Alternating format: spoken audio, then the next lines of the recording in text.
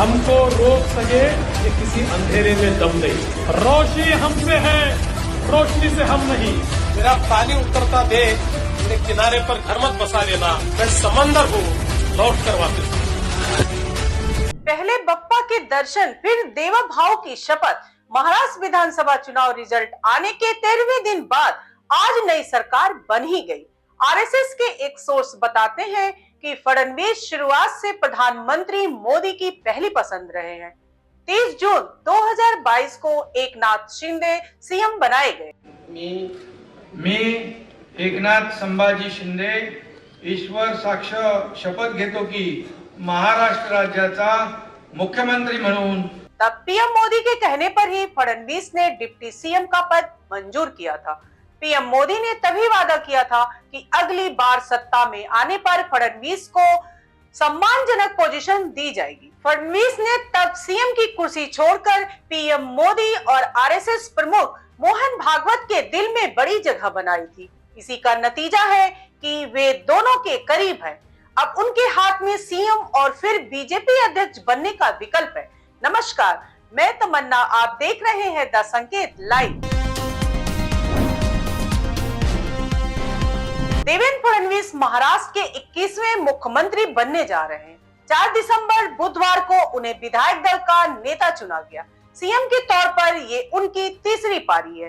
राष्ट्रीय स्वयंसेवक संघ यानी आरएसएस के एक सोर्स ने पहले ही बता दिया था कि फडणवीस ही महाराष्ट्र के सीएम होंगे। इसकी स्क्रिप्ट चुनाव के ऐलान से 4 महीने पहले अगस्त में लिख ली गई थी। आरएसएस और बीजेपी ने फार्मूला तय किया था कि अगर महायुति की सरकार बनी तो मुख्यमंत्री बीजेपी का ही होगा। किसी वजह से अगर सरकार नहीं बन सकी तो देवेंद्र फडणवीस को बीजेपी का राष्ट्रीय अध्यक्ष बनाया जाएगा।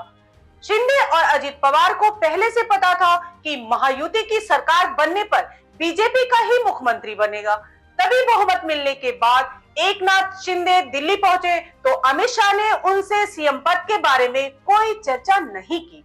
सवाल ये है कि अगर सब कुछ तय था तो महाराष्ट्र में सरकार बनने में इतनी देरी क्यों हुई? शिंदे की नाराजगी की खबरें क्यों आ रही थी? बीजेपी से जुड़े एक सोर्स बताते हैं कि 23 नवंबर को आए रिजल्ट में महायुति को बहुमत मिलते ही प्रधानमंत्री नरेंद्र मोदी ने देवेंद्र फडणवीस को फोन किया था।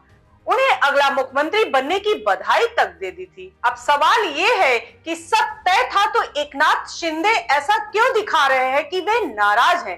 कभी वे अपने गांव चले गए तो कभी लोगों से मिलना जुलना बंद कर दिया। यहाँ तक कि एक इंटरव्यू में उन्होंने ये तक कह दिया कि मैं जनता का मुख्यमंत्री हूँ और जनता चाहती है कि मैं ही सीएम बनूं। जो है ये जनता की आवाज वाली सरकार है। जनता को जैसे सरकार चाहिए वैसे सरकार मिलेगा। जिस दिन शिंदे, फडणवीस और अजित पवार गृह मंत्री अमित शाह से मिलने दिल्ली गए थे, उस दिन की तस्वीरों से बहुत कुछ साफ हो गया था। उसमें फडणवीस और अजित का चेहरा खिला हुआ था, वहीं शिंदे का चेहरा उतरा नजर आ रहा था। वे जनता के बीच ये मैसेज देना चाहते थे कि मुख्यमंत्री पद न मिलने से वे दुखी हैं। आज के लिए बस इतना ही। धन्यवाद।